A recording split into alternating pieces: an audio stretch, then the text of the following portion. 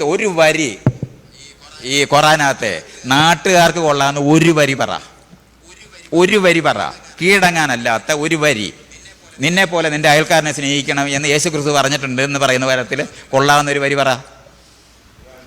പറ, ഒരെണ്ണം പറ. ഖുർആനിൻ്റെ അകത്ത് നാട്ടുകാർക്ക് കൊള്ളാവുന്ന ഒരു വരി ഉണ്ടെങ്കിൽ പറ എന്നതാണ്. ഒരു വരിയല്ല, ആയിരക്കണക്കിന് വരി ഞങ്ങൾ കാണിച്ചു തരും. പക്ഷേ അംഗീകരിക്കാൻ നിങ്ങൾ തയ്യാറായാൽ മതി. നിങ്ങളൊന്ന് ആലോചിച്ച് നോക്കൂ സഹോദരങ്ങളെ, ഒരു വലിയ മതസമൂഹത്തിൻ്റെ ഗ്രന്ഥം, ലോകത്ത് കോടിക്കണക്കിന് മനുഷ്യർ ആദരിക്കുന്ന ഒരു വേദഗ്രന്ഥം, ആ ഒരു വേദഗ്രന്ഥത്തിനകത്ത് നാട്ടുകാർക്ക് മനുഷ്യർക്ക് കൊള്ളാവുന്ന ഒരു വരി പോലും ഇല്ല എന്ന് പറയുന്നതിലൂടെ, അതാണല്ലോ ഇയാൾ പറയാൻ ശ്രമിച്ചത്, ഇയാൾ സ്വയം ഇളിഭ്യനാകുകയല്ലേ, സ്വയം പരിഹാസ്യനാകുകയല്ലേ ചെയ്യുന്നത്? അതല്ല, ഇയാൾ പറയാണ് ഖുർആനകത്ത് മൂല്യങ്ങളുണ്ട്, മൂല്യങ്ങളല്ലാത്തതുണ്ട്, കൊള്ളാവുന്നതുണ്ട്, അല്ലാത്തതുണ്ട് എന്നെങ്കിലും ഇയാൾ പറയാൻ ശ്രമിക്കുകയായിരുന്നെങ്കിൽ ഇയാളെ വിശ്വസിക്കുന്ന ആളുകളെങ്കിലും ഇയാളുടെ വാക്കുകൾ ഒന്ന് മുഖവിലക്കെടുക്കാൻ ചിലപ്പോൾ ശ്രമിച്ചേക്കാം. ലോകത്ത് പൊതുവെയുള്ളൊരു ധാരണ മതഗ്രന്ഥങ്ങളിലൊക്കെ മൂല്യങ്ങളുണ്ട് എന്നതാണ്. ഇയാൾ പറയാണ് കൊള്ളാവുന്ന ഒരു വരിയെങ്കിലും ഉണ്ടെങ്കിൽ പറ എന്നാണ്.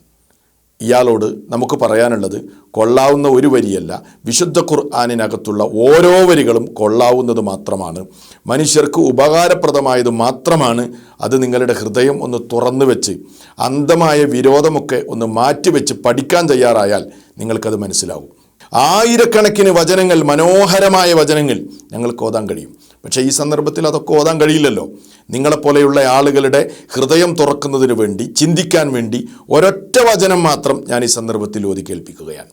മനോഹരമായൊരു വചനം വിശുദ്ധ ഖുർആനിലെ 17-ാം അധ്യായം സൂറത്തുൽ ഇസ്രായിലെ 23-24 വചനങ്ങൾ. എന്താണ് ആ വചനങ്ങളിലൂടെ അള്ളാഹു പറയുന്നത്? ഞാൻ ആദ്യം അതൊന്ന് ഓതി കേൾപ്പിക്കാം. വഖളാ റബ്ബുക അല്ലാ തഅ്ബുദു ഇല്ലാ ഇയ്യാഹു വബിൽ വാലിദൈനി ഇഹ്സാന ഇമ്മ യബ്ലുഗന്ന ഇൻദകൽ കിബറ അഹദുഹുമാ ഔ കിലാഹുമാ ഫലാ തഖുൽ ലഹുമാ ഉഫിൻ വലാ തൻഹറുഹുമാ വഖുൽ ലഹുമാ ഖൗലൻ കരീമാ വഖ്ഫിദ് ലഹുമാ ജനാഹദ്ദുല്ലി മിനർ റഹ്മ വഖുർ റബ്ബിർഹംഹുമാ കമാ റബ്ബയാനി സഗീറ. അറബി ഭാഷ ശരിക്കറിയുന്ന ആളുകൾക്ക് ഇതിൻ്റെ മനോഹരമായ മാധുര്യവും ഇതിൻ്റെ ശൈലിയും ഒന്നുകൂടെ ശരിക്കും മനസ്സിലാക്കാൻ പറ്റും. എന്താ അല്ലാഹ് പറയുന്നതെന്നറിയോ? വഖളാ റബ്ബുക, നിന്റെ രക്ഷിതാവ് വിധിച്ചിരിക്കുന്നു, അവനെയല്ലാതെ ഒരാളെയും ആരാധിക്കരുതെന്നും മാതാപിതാക്കൾക്ക് നന്മ ചെയ്യണമെന്നും. അവരിൽ ഒരാളോ അതല്ലെങ്കിൽ 2 പേരോ വാർദ്ധക്യത്തിൽ നിന്റെ അടുക്കൽ ഉണ്ടെങ്കിൽ അവരോട് ചേ എന്ന് പോലും നീ പറയരുത്. അവരെ വിരട്ടുകയോ ആട്ടിയോടിക്കുകയോ ചെയ്യരുത്. അവരോട് മാന്യമായ വാക്ക് മാത്രമാണ് നീ പറയേണ്ടത്. മാത്രമല്ല, അവർക്ക് എളിമയുടെ, കാരുണ്യത്തിൽ നിന്നുള്ള എളിമയുടെ ചിറകുകൾ നീ താഴ്ത്തിക്കൊടുക്കുകയും അവർക്ക് വേണ്ടി പ്രപഞ്ച സ്രഷ്ടാവിനോട് ഇവർ ചെറുപ്പത്തിൽ എന്നോട് കരുണ കാണിച്ചതുപോലെ ഇവരോട് നീ കരുണ കാണിക്കണമേ എന്ന് പ്രാർത്ഥിക്കുകയും ചെയ്യണമേ എന്നാണ് ഖുർആൻ ഈ വചനങ്ങളിലൂടെ പറയുന്നത്. എത്ര മനോഹരമാണ്! ഈ ഭൗതിക ലോകത്ത് നമ്മെ ഒരുപാട് സഹായിക്കുകയും ഭൗതികമായി നമുക്ക് വേണ്ടി വിശദീകരിക്കാൻ സാധ്യമല്ലാത്ത അത്രയും നമ്മളോട് സ്നേഹം കാണിച്ച് കാരുണ്യം ചെയ്ത് നമുക്ക് വേണ്ടി കഷ്ടപ്പെട്ട മാതാപിതാക്കൾ, ആ മാതാപിതാക്കൾ വാർദ്ധക്യ സഹജമായ വാർദ്ധക്യകാലം ഒറ്റപ്പെടലിൻ്റെയും നിരാശയുടെയും ഒക്കെ അസ്വസ്ഥതകളുടെയും കാലമാണ്. ആ കാലഘട്ടത്തിൽ അവരെ പരിചരിക്കണമെന്ന മനോഹരമായ സന്ദേശമാണ് ഖുർആൻ ഇവിടെ നൽകുന്നത്. അവരോട് അവർക്കിഷ്ടമല്ലാത്തൊരു ചേ എന്ന വർത്തമാനം പോലും പറയരുത്. ഉദാത്ത സമീപനമാണ് വേണ്ടത്. മറിച്ച് അവരെ നീ വിരട്ടിയോടിക്കരുത്, കയർത്ത് സംസാരിക്കരുത്. എന്തെങ്കിലും പറയുകയാണെങ്കിൽ തന്നെ ആദരപൂർവം അവർക്ക് ഇഷ്ടപ്പെടുന്ന വാചകങ്ങൾ ഉപയോഗിച്ചുകൊണ്ടാണ് നീ പറയേണ്ടത്. വിനയത്തിൻ്റെ ചിറകുകൾ നീ അവർക്ക് താഴ്ത്തി കൊടുക്കണം. അവരോട് കരുണ ചെയ്യണം എന്നാണ് വിശുദ്ധ ഖുർആൻ കൃത്യമായി പറയുന്നത്.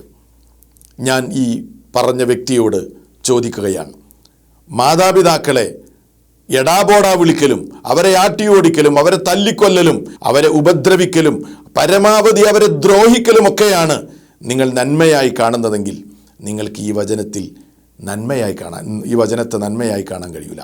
ഇത് കൊള്ളാവുന്നൊരു വചനമായി താങ്കൾക്ക് കാണാൻ കഴിയില്ല. ഇനി അതല്ല, നിങ്ങളെ പോറ്റി വളർത്തിയ നിങ്ങളുടെ മാതാപിതാക്കളോട് കരുണ കാണിക്കലും അവരെ പരിചരിക്കലും അവർക്ക് വിനയത്തിൻ്റെ ചിറകുകൾ താഴ്ത്തിക്കൊടുക്കലും അവർക്ക് പറ്റാവുന്ന നന്മകൾ ചെയ്തു കൊടുത്ത് സന്തോഷമുണ്ടാക്കുന്ന വാക്ക് പറഞ്ഞ് അവരെ ചേർത്ത് പിടിക്കലും നിങ്ങൾ നന്മയായി കാണുന്നുവെങ്കിൽ ഈ വചനത്തെ നല്ല വചനമായി, നന്മയുടെ വചനമായി നിങ്ങൾക്ക് കാണാൻ കഴിയും. കൊള്ളാവുന്നൊരു വരിയായി നിങ്ങൾക്കിതിനെ അംഗീകരിക്കാൻ കഴിയും. അത് നിങ്ങളുടെ മാനസികാവസ്ഥ പോലെയായിരിക്കും. അതുകൊണ്ട് അത് ഏതാണ് എന്ന് നിങ്ങളാണ് പറയേണ്ടത്. നിങ്ങൾ മാതാപിതാക്കളെ ആട്ടിയോടിക്കുന്ന, തല്ലിക്കൊല്ലുന്ന, എടാപോടാ വിളിക്കുന്ന, അവരെ അകറ്റുന്ന, അവരെ ദ്രോഹിക്കുന്ന കൂട്ടത്തിലാണോ എങ്കിൽ നിങ്ങൾ തന്നെ പറയുള്ളൂ.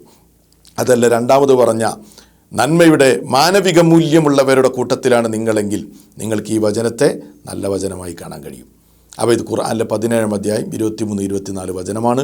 നിങ്ങൾക്ക് പഠിക്കാം. സമാനമായ അതിമനോഹരമായ വേറെയും ധാരാളം വരികൾ ഖുർആനിൽ നിന്ന് ഞങ്ങൾക്ക് നിങ്ങളെ കേൾപ്പിക്കാൻ കഴിയും. അതുകൊണ്ട് നിങ്ങൾ മനസ്സ് തുറന്ന് അന്ധമായ വിരോധമൊക്കെ മാറ്റിവെച്ച് പഠിക്കാൻ തയ്യാറാകണമെന്ന് വളരെ സ്നേഹത്തോടുകൂടെ താങ്കളോട് ആവശ്യപ്പെടുകയാണ്. സത്യം മനസ്സിലാക്കാൻ പ്രപഞ്ചനാഥൻ അനുഗ്രഹിക്കട്ടെ. വസ്സലാമു അലൈക്കും വറഹ്മത്തുള്ളാഹി വബറകാതുഹു.